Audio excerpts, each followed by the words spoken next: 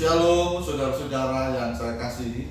Di dalam Mazmur pasal 27 ayat 8 dikatakan, hatiku mengikuti firman, carilah wajahku, maka wajahmu ku cari, ya Tuhan. Daud mengetahui hal yang paling penting di dalam kehidupannya yang harus ia lakukan adalah mencari wajah Tuhan.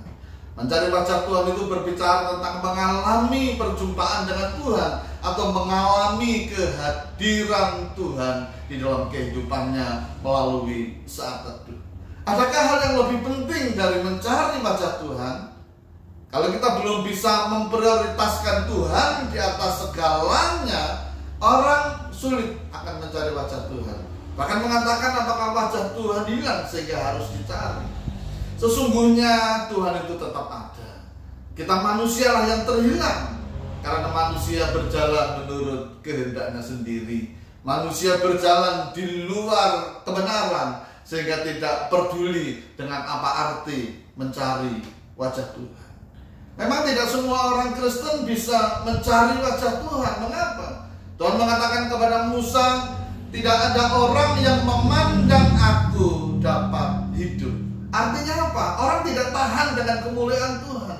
Orang memandang kemuliaan Tuhan pasti mati. Kalau kita mau memandang wajah Tuhan, kalau kita mau mencari Tuhan, berarti ada satu syarat di sini. Syaratnya apa? Harus rela mati. Sebab hanya orang yang mati yang bisa memandang wajah Tuhan. Tentu di sini tidak berbicara tentang kematian fisik, tapi ego kita, kedagingan kita yang harus mati.